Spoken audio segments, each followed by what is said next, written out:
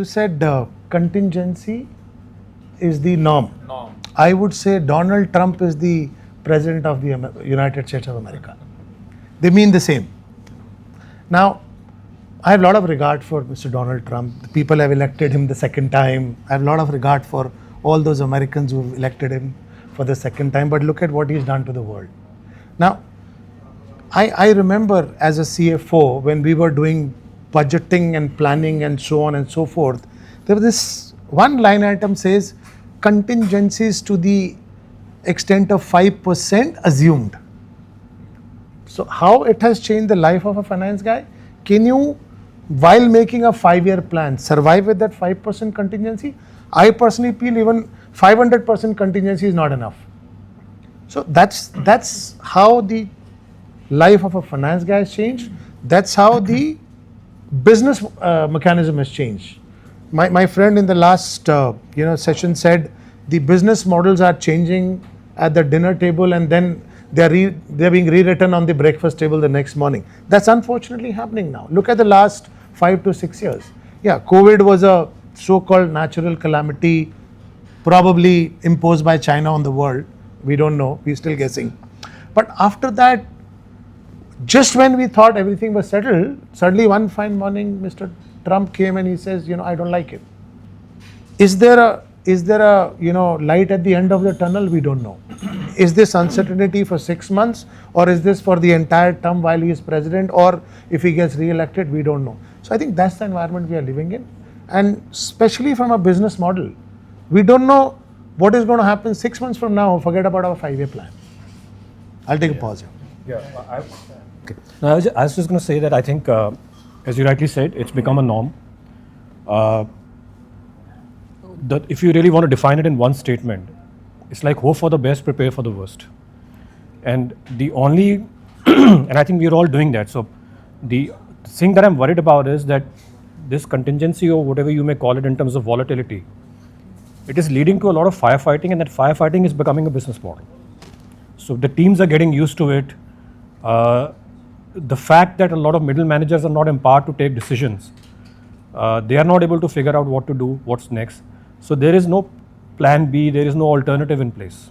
And now looking at how often it is happening, how it is impacting us, strategy is one part of it in terms of what we need to do, speaking from the finance perspective, what kind of cash reserves we used to have and all those things are different. But from a team perspective, to have those alternatives ready, and to see if we see next issue which is going to come probably not in 2 years, maybe in 2 months, how do we behave, first of all.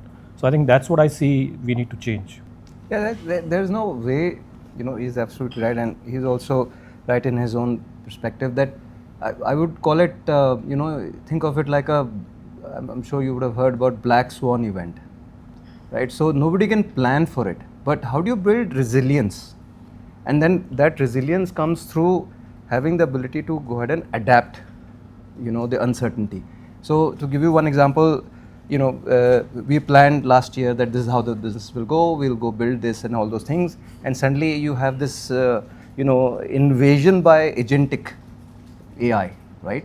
Which means that you no longer are basically going ahead and really getting people to do things, you've got machines to doing these things, right? So we could have, said, okay, this is something that we can't do, or adapt to it and use it as a strength. So I think the contingency planning will always be there, but how resilient and how adaptable you are will define whether you succeed or fail. So I would say earlier there were 2 types of companies. You were either big or small. Now also there are 2 types of companies. You're either fast or slow. So even if you have to fail fast. So the job of any CXO is to predict the future. Now, did we expect Trump to come? Probably yes, because the gap in America is so huge, they wanted a maverick. We've moved from complete globalization to hyper-nationalism. This we saw. We saw that natural resources are concentrated in a few countries. So to some extent we knew this is coming, but we were probably not fully prepared. So this new acronym RUPT, I'm sure you've heard of this. RUPT is the new world, which is rapid, unpredictable, paradoxical and tangled. Now we have to weave our way through. You no longer need 5-year plans, you probably need a daily plan. You also need to talk about my favorite subject, which is the business model, with agentic AI, with various other aspects. Like now, with the CCTV cameras, companies are predicting whether this person is reliable, is ethical. There are now applications just with the CCTV camera, they can actually predict this.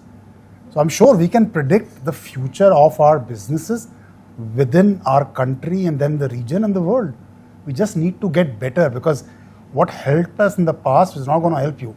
A 3-year plan, a 5-year plan, something is going to come and disrupt you completely, and we need to be prepared for that.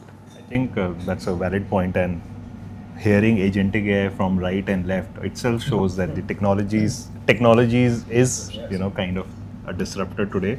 And from tech point of view, I think contingencies have been related with a term called as entropy.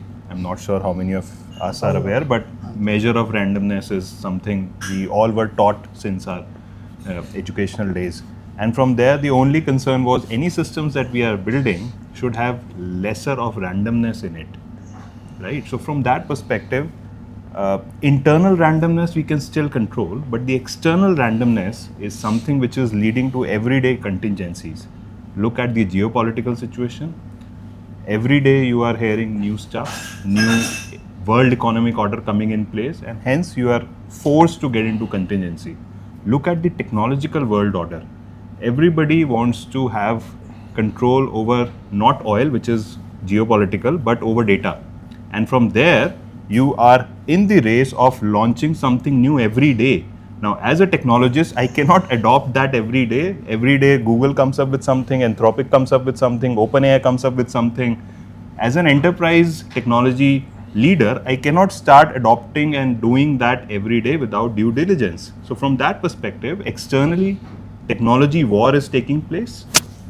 The third external factor which is not allowing us is the ways of working that we are all moving towards, which is where agentic AI and these things comes in, suggesting that how do we augment ourselves into the newer roles, newer responsibilities, which is what is leading to everyday contingency planning that's happening, which is becoming a new normal.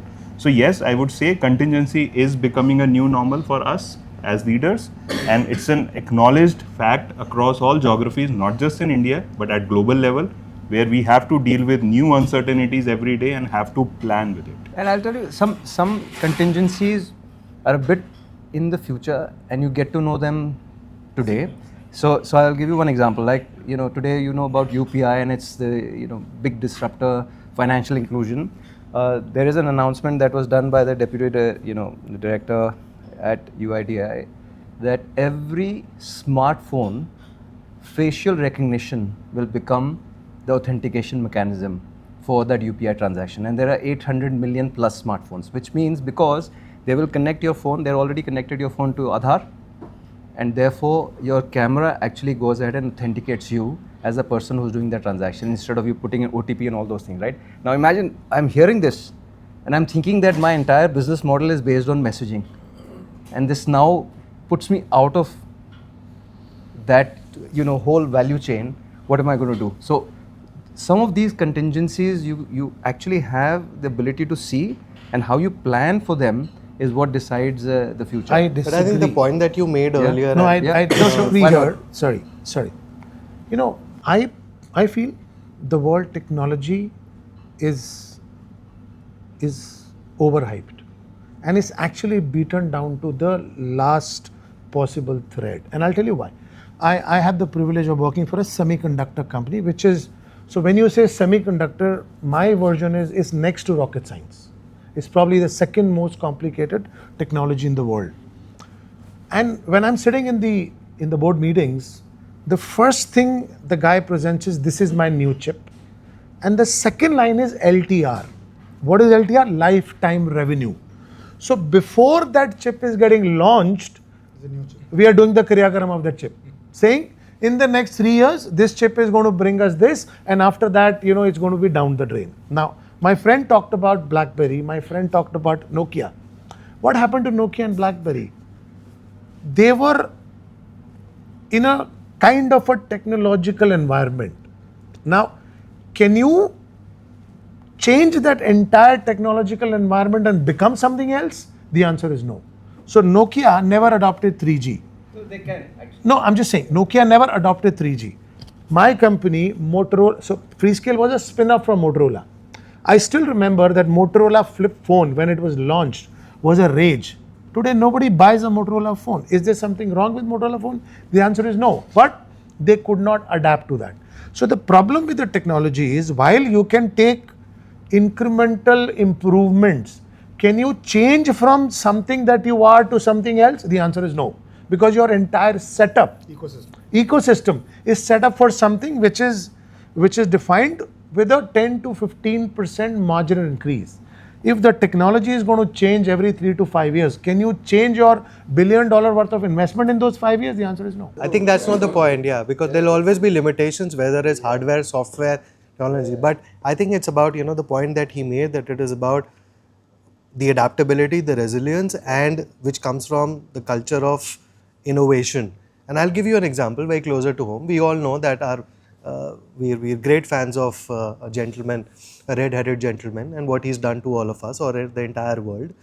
Now, while his foolishness created all that contingency, uncertainty, there was an intelligent person who made it into an opportunity. It was about, as you said, act fast, whether you pass or fail.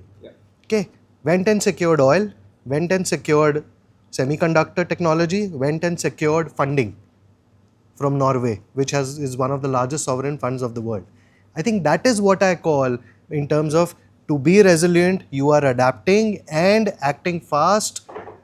Always the culture of change, mindset, innovation is always there. That is what which can beat contingencies at any given point of time. Limitations will always be there, and I think that's gravity. Nobody can do anything about it. In any profession, that will be there. So